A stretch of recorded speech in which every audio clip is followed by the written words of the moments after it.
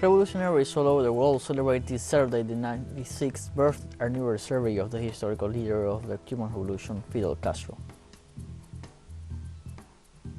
In the United Kingdom, train drivers start a new 24-hour strike due to the loss of purchasing power in the country. In Japan, over 72,000 people in Shizuoka Prefecture were evacuated due to the impact of heavy rains caused by the approaching typhoon Meari.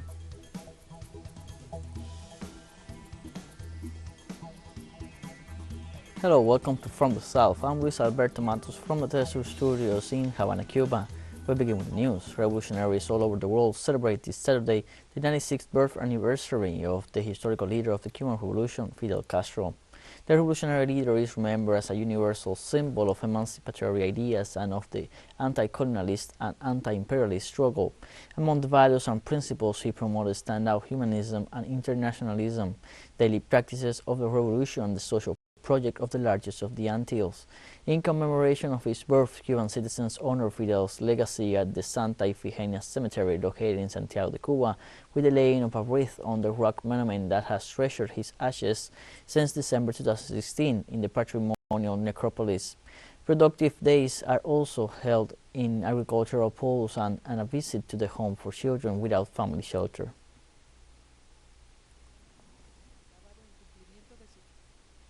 On this patriotic day, through his account on the social network Twitter, the president of Cuba, Miguel Díaz-Canel Bermúdez, expressed, "Happy birthday, dear Fidel. We feel you among us in these challenging hours of the last days and in the inalienable dreams of always. We follow your footsteps. We will win."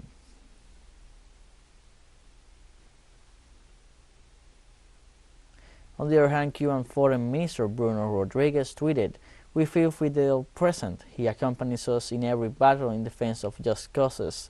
His example inspires our creative resistance. His ideas guide our emancipatory thinking."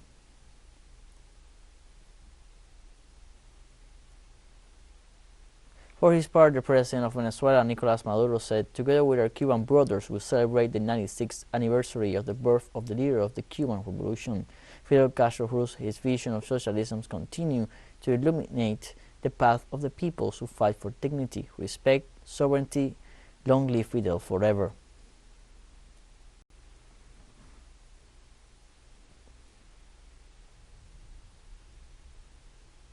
In Cuba, the high-level delegation for the peace talks in Colombia recognized the intervention of the ELN delegation and activated the protocols for the resumption of the talks in Havana.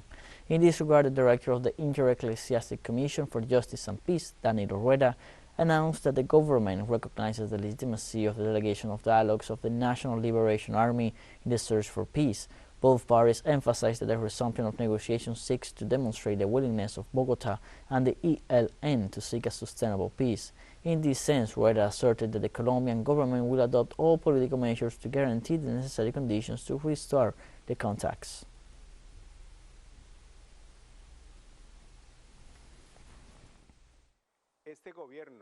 This government officially announces that it recognizes the legitimacy of the dialogue delegation of the National Liberation Army, ELN, in the search for peace.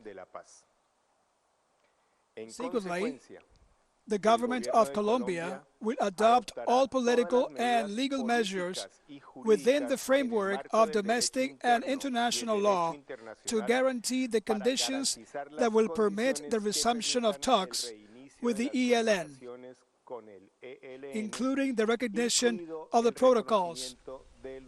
In this context, the director of the Inter-Church Commission for Justice and Peace, Daniel Rueda, assured that the ELN is willing to resume peace talks with the government.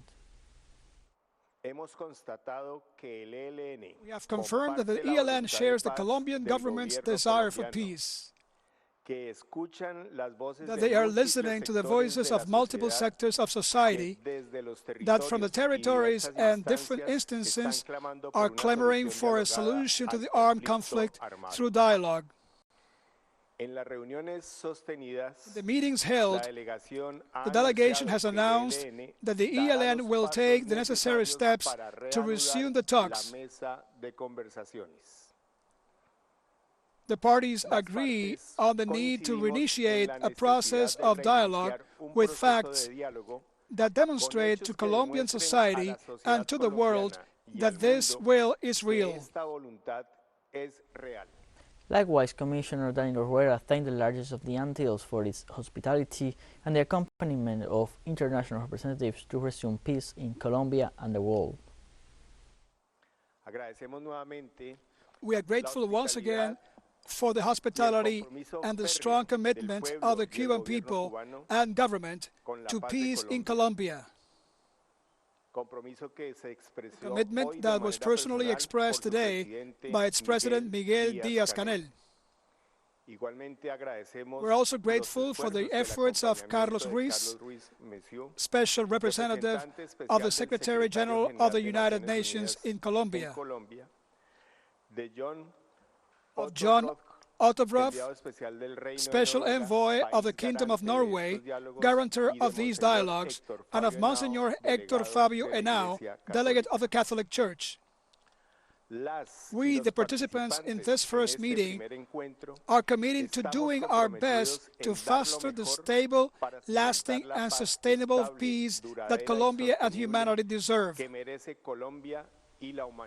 The President of Colombia, Gustavo Petro, renewed the military and police leadership with which he plans to develop a security policy focused on peace and human rights. The head of state affirmed that the new leadership is at the disposal of the Colombian society, peace, and the rights of all citizens. Petro also assured that he will work to make the public force more professional. In this sense, this Friday, Petro appointed General Helder Giraldo as new commander of the military forces, General Luis Ospina as commander of the army, while the Navy will be in charge of Vice Admiral Francisco Cubides. The President of Colombia appointed General Luis Córdoba as commander of the Air Force and General Henry Sanabria as commander of the police.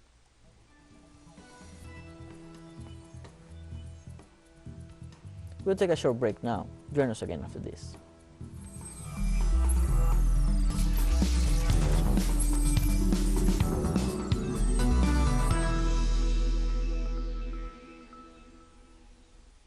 Welcome back to From the South. In the United Kingdom, train drivers started a new 24-hour strike due to the loss of purchasing power in the country. In a communique, the British Train Drivers Union, ASLEF, defined the measures as a last resort in the face of the refusal of the companies and the United Kingdom government to agree to wage increases for railway workers. The union also assured that the drivers have not received any increase for 3 years, despite the fact that inflation in the country has exceeded 9% and could exceed 13% in the fall. According to the experts, the strike called by the ASLEF union was aimed at 9 regional operators, some of which cancelled other traffic such as Heathrow Express, which takes passengers to the big Heathrow Airport in London.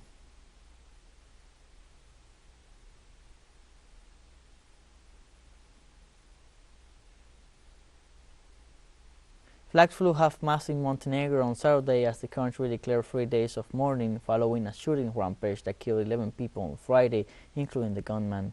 According to Montenegro police, a 34-year-old man entered the home of his tenants in Cetinje and killed 2 children and their mother, and then went out onto the street shooting randomly at passersby. Obituaries for the victims were posted across Cetinje and funerals were expected on Sunday. 6 people who were injured were taken to hospitals and 3 of them are still in a serious condition in intensive care. Eyewitnesses said the situation was chaotic as the gunman went on a rampage through the streets. According to preliminary information, a policeman was also injured in a gun battle with the shooter before a civilian shot the gunman dead.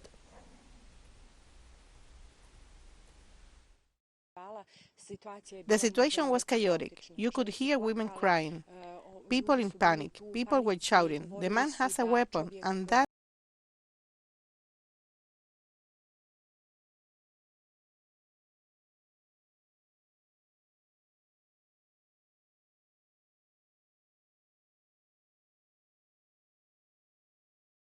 of Donetsk and Lugansk would be affected. The Russian diplomat also urged representatives of the International Atomic Energy Agency to visit the Zaporizhzhia nuclear power plant as soon as possible.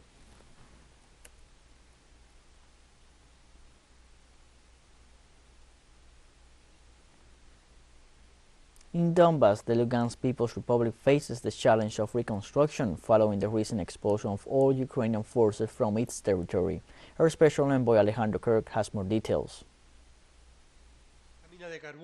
This coal mine has been in operation since 1981 in Soviet times.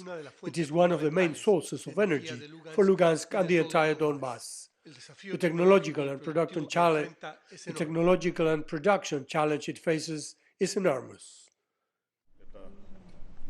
This is, I'm not afraid of the word, a very glorious enterprise. The mine was commissioned in 1981, and during its operation more than 45 million tons of anthracite coal of the highest quality were extracted. It is a city-forming company, as well as a functional one. So we still have work to do, shall we say, on the more modest side. According to our most modest projections, we can work at 1 million or 1.5 million tons a year for another 40 years. With the exceptional situation, we reorganized part of the mines. The unprofitable ones were closed. The workers were transferred to more profitable mines. As of today, I can tell you the figures for last year.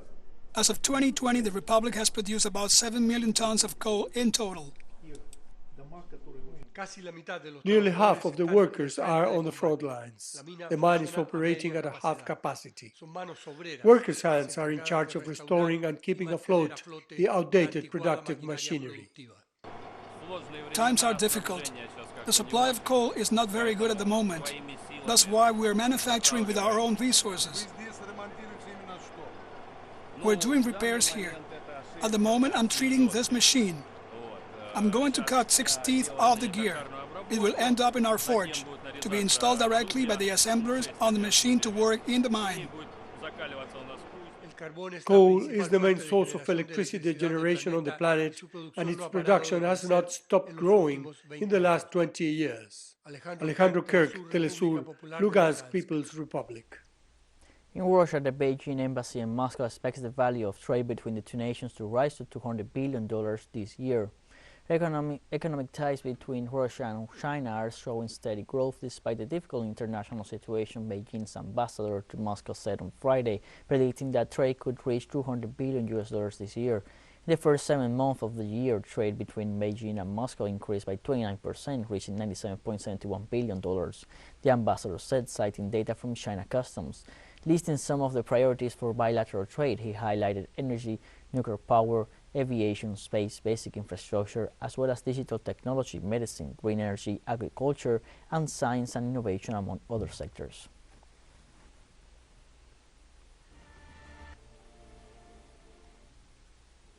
Supporters of opposition leader Raila Odinga took to the streets of Nairobi Saturday to celebrate after official election results showed him leading Kenya's presidential elections.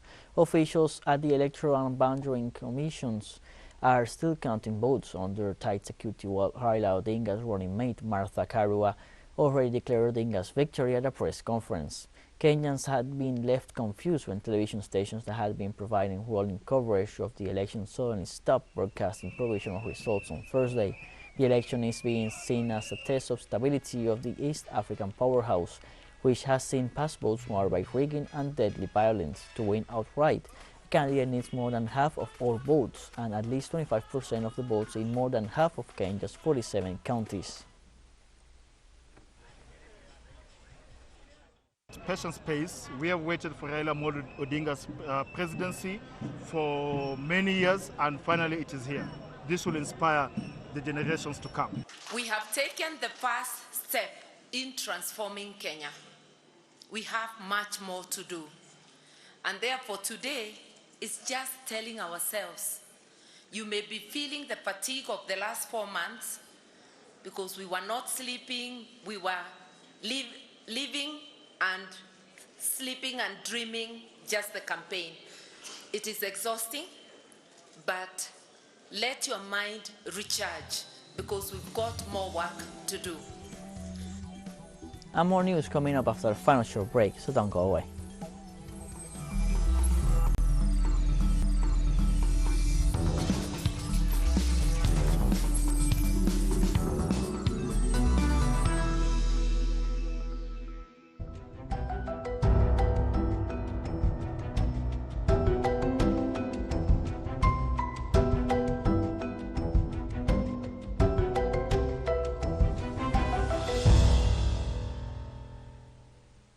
Welcome back from the south. In Japan, over 72,000 people in Shizuoka Prefecture received an evacuation warning due to the impact of heavy rains caused by Typhoon Miyari.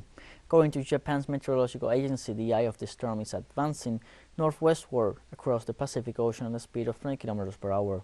According to the forecast, Miyari is getting closer and closer to the Tokai or Kanto regions, where it is expected to hit the Japanese territory, and rainfall will reach 300 and 250 millimeters respectively.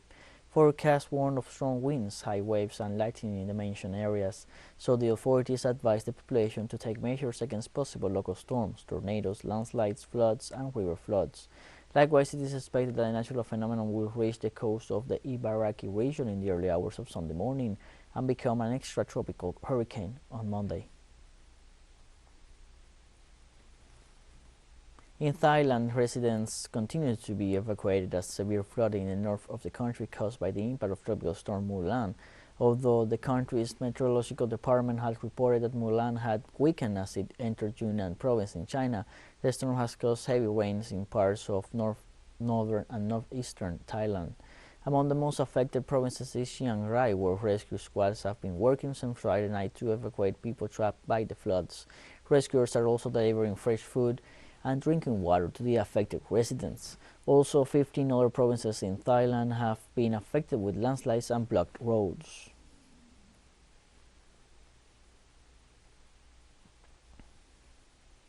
In Germany, authorities warn of possible environmental disaster in the Oder River due to the appearance of thousands of dead fish on its banks.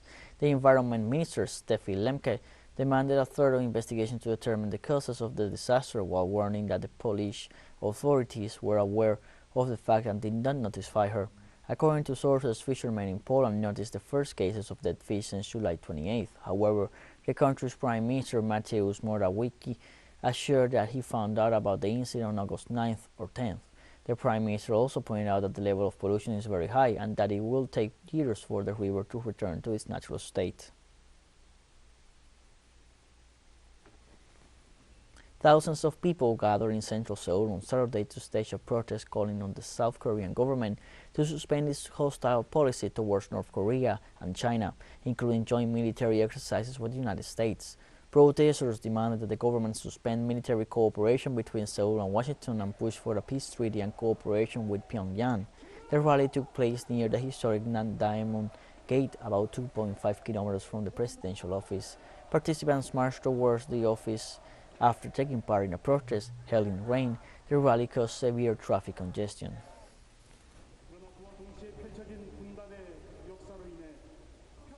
Taliban fighters beat women protesters and fired into the air on Saturday as they violently dispersed a rare rally in the Afghan capital, days ahead of the first anniversary of the hardline Islamists' return to power. About 40 women chanting bread, work and freedom marched in front of the Education Ministry building in Kabul before the fighters dispersed them by firing their guns into the air. Some women protesters who took refuge in nearby shops were chased and beaten by Taliban fighters with their rifle butts. The protesters carried a banner which read August 15 is a black day, as they demanded rights to work and political participation. After seizing power, the Taliban had promised a softer version of the harsh Islamist rule that characterized their first stint in power from 1996 to 2001, but many restrictions have already been imposed. teleSUR English continues to grow. Its sale now reaches Europe. You can order from your cable dealer or tune it yourself. These parameters that you see on screen are in place since July 1st, and quite soon further changes will be implemented for the signals in the Middle East and Africa. Now more than ever, the world connects to us and our stories are heard in other faraway nations. This news multi-platform will continue providing truthful content to oppose the hegemonic media's narrative and unfaithfulness to our audience. And we have come to the end of this news brief. You can find these and many other stories on our website at telesurenglish.net. You can also join us on social media, Facebook, Twitter, Instagram, and Telegram. For teleSUR English, I'm Luis Alberto Matos. Thank you for watching.